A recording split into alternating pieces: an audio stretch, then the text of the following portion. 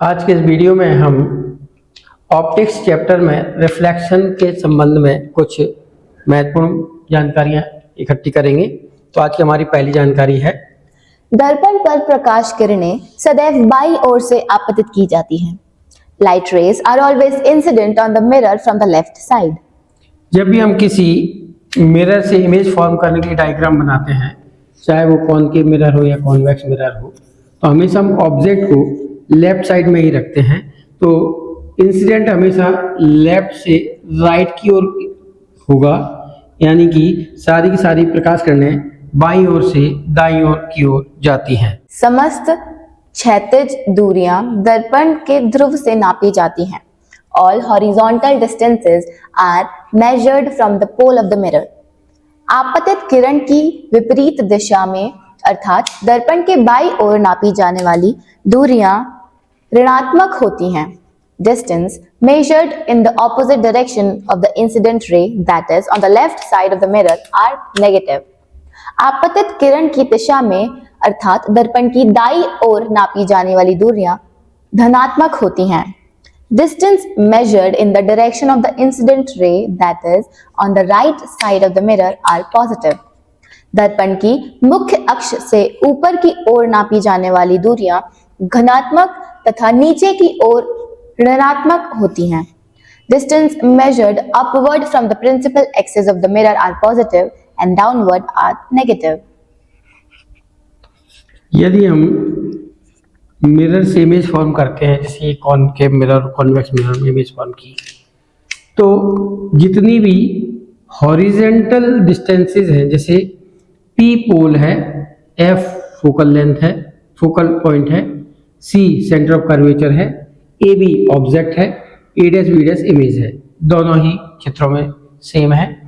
परंतु यदि हम कॉनकेव मिरर में ऑब्जेक्ट का डिस्टेंस मेजर करेंगे तो वो PA होगा, जिसे हम U से डिनोट करते हैं।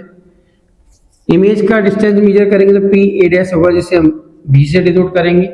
फोकस का डिस्टेंस होगा PF, जिसको हम स्मॉल f से डिनोट करेंगे। सेंटर ऑफ कर्वेचर का डिस्टेंस होगा PC, जिसको हम R से डिनोट करेंगे। तो रूल के अनुसार समस्त हॉरिजेंटल जो डिस्टेंस है वो P से मेजरमेंट शुरू करनी है, परंतु इंसिडेंट रे के अपोजिट डायरेक्शन में राइट और जब भी मेजरमेंट करेंगे तो सारी की सारी डिस्टेंसेस नेगेटिव होंगी, यानी हमारे यहाँ ये चारों वैल्यू नेगेटिव होंगी।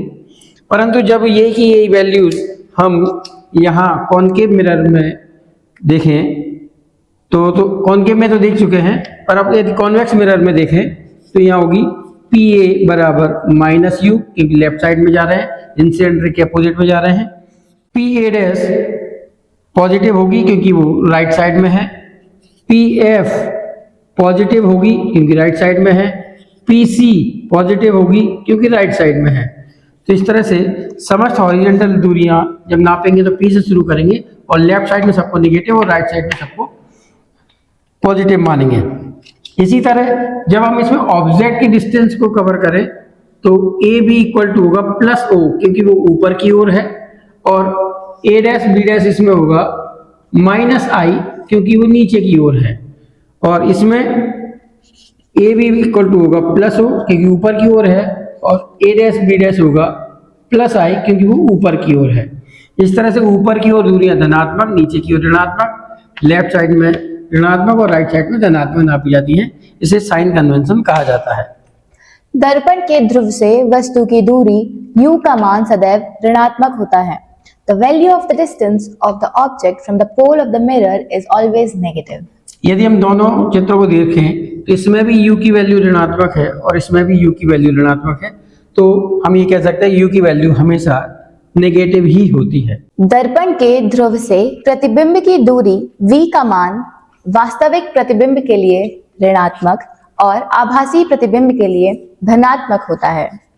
The value of the distance of the image from the pole of the mirror is negative for a real image and positive for a virtual image.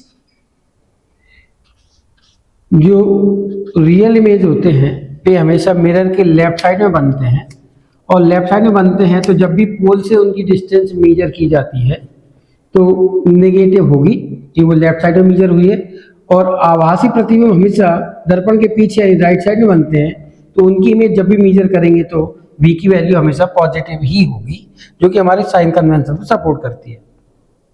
उत्तल दर्पण के लिए फोकस दूरी और वक्रता त्रिज्या के मान धनात्मक होते हैं, जबकि अवतल दर्पण के लिए वे ऋणात्मक होते हैं। The value of focal length and radius of curvature are positive for a convex mirror while they are negative for a concave mirror. Concave mirror में फोकल पॉइंट यानी फोकल लेंथ और सेंटर ऑफ कर्वेचर्स के लिए centre of radius दोनों ही left side में major किए जाते हैं, इसलिए वे नेगेटिव होंगे। जबकि कॉनकेव मिरर में सेंटर ऑफ कर्वेचर और फोकल पॉइंट दर्पण के पीछे की ओर होते हैं, इसलिए वो राइट साइड में मेजर किए जाएंगे, तो उनकी वैल्यू हमेशा पॉजिटिव ही होगी। प्रतिबिंब की लंबाई और वस्तु की लंबाई के अनुपात को रेखीय आवर्धन कहते हैं। The ratio of the length of the image to the length of the object is called linear magnification. Image की लंबाई जिसको हम आई से डिनोट करते हैं और ऑब्जेक्ट की लंबाई जिसको हम ओ से डिनोट करते हैं, इन दोनों का रेशियो जो है उसे एम से डिनोट करेंगे, उसे बोलते हैं लीनियर मैग्निफिकेशन, रेखीय आवर्धन। वास्तविक प्रतिबिंबों के लिए रेखीय आवर्धन का मान ऋणात्मक तथा आभासी प्रतिबिंबों के लिए धनात्मक होता है। The value of linear magnification is negative for real images and positive for virtual images. जो भी वास्तविक प्रतिबिंब होते हैं वे डाउनवर्ड बनते हैं यानी इन्वर्टेड होते हैं, और जितने भी आभासी प्रतिबिंब होते हैं वो अपवर्ड यानी इरेक्ट होते हैं। इसलिए वास्तविक प्रतिबिंबों के लिए आई की वैल्यू नेगेटिव और आभासी के लिए आई की वैल्यू पॉजिटिव होती है, और आई की वैल्यू के अनुसार ही एम की वैल्यू भी नेगेटिव और पॉजिटिव होती है। इसलिए हम कहते हैं वास्तविक प्रतिबिंब के लिए एम यानी रेखीय आवर्धन नेगेटिव होता है और वर्चुअल इमेजेस के लिए रेखीय आवर्धन एम की वैल्यू पॉजिटिव होती है। समतल दर्पण के लिए रेखीय आवर्धन का मान सदैव धनात्मक और 1 होता है। For a plane mirror, the value of linear magnification is always positive and 1. समतल दर्पण में आई की वैल्यू ओ की वैल्यू के इक्वल होती है। यदि हम एम की वैल्यू निकालें तो एम बराबर आई बटा ओ, चूंकि आई और ओ बराबर है तो आई अपॉन आई लिख सकते हैं, इसलिए इसकी वैल्यू आई 1, और चूंकि इमेज सीधी फॉर्म होती है यानी वर्चुअल होती है, इसलिए +1 होगी। उत्तल दर्पण के लिए रेखीय आवर्धन का मान सदैव धनात्मक और 1 से कम होता है। For a convex mirror, the value of linear magnification is always positive and less than 1. उत्तल दर्पण में जो इमेज बनता है वो सीधा और वस्तु से छोटा होता है, तो आई की वैल्यू छोटी होगी, ओ की वैल्यू बड़ी होगी, और छोटी वैल्यू में बड़ी वैल्यू को भाग देंगे तो आंसर जो है वो <1 प्राप्त होगा। और चूंकि इमेज सीधा है इसलिए +1 होगा, तो हम कह सकते हैं पॉजिटिव और <1 होता है। अवतल दर्पण के लिए रेखीय आवर्धन का मान धनात्मक, ऋणात्मक, 1 से कम, 1 के बराबर, 1 से अधिक हो सकता है। For a concave mirror, the value of linear magnification may be positive, negative, less than 1, more than 1, or is equals to 1. जो अवतल दर्पण यानी कॉनकेव मिरर है वो वास्तविक इमेज भी फॉर्म करता है, आभासी इमेज भी फॉर्म करता है। इमेज का साइज ऑब्जेक्ट के साइज के इक्वल हो सकता है, इमेज का साइज ऑब्जेक्ट के साइज से छोटा हो सकता है, इमेज का साइज ऑब्जेक्ट के साइज से बड़ा हो सकता है। इसलिए हम ये कह सकते हैं कि उसमें मैग्निफिकेशन की वैल्यू पॉजिटिव हो सकती है, नेगेटिव हो सकती है, =1 हो सकती है, <1 हो सकती है, >1 हो सकती है, यानी ऑल पॉसिबिलिटीज होती हैं कॉनकेव मिरर में। रेखीय आवर्धन के साथ साथ क्षेत्रीय और आयतन आवर्धन भी होता है। Along with linear magnification, there is also a real and volume magnification.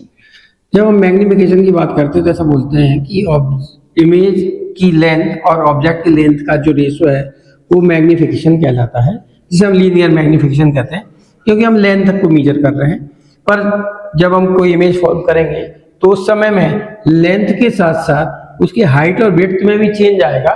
तो हम यदि हाइट और विड्थ में से किसी एक को लेते हैं तो हमें आई अपॉन ओ का गुणा 1 बार करना पड़ेगा, तो यहाँ m इंटू एम यानी m² हो जाएगा, इसको क्षेत्रीय आवर्धन कहेंगे।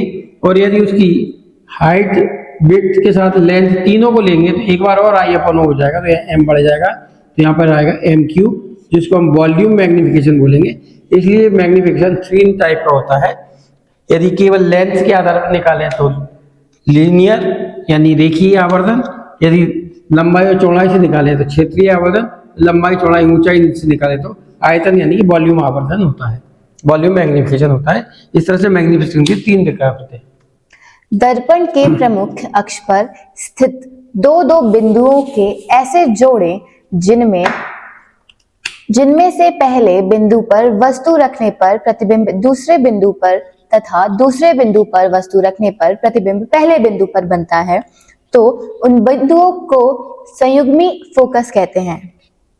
The pair of two such points situated on the principal axis of the mirror that for the object placed at one point the image is formed on the other point are called conjugate foci.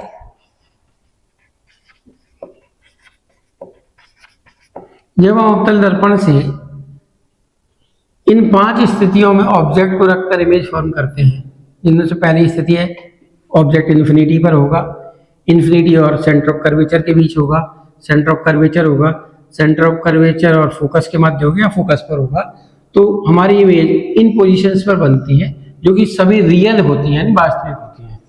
यानी कि जब object infinity पर होता है तो image focus पे form होती है, और जब हमारा ऑब्जेक्ट फोकस में चला जाता है तो इमेज इन्फिनिटी पर हो जाती है। यानी ये और ये एक जोड़ा है 2 पॉइंट्स का, जिनमें से एक पर इमेज रखें तो ऑब्जेक्ट दूसरे पर, और दूसरे पर ऑब्जेक्ट रखें तो इमेज पहले बिंदु पर बनती है।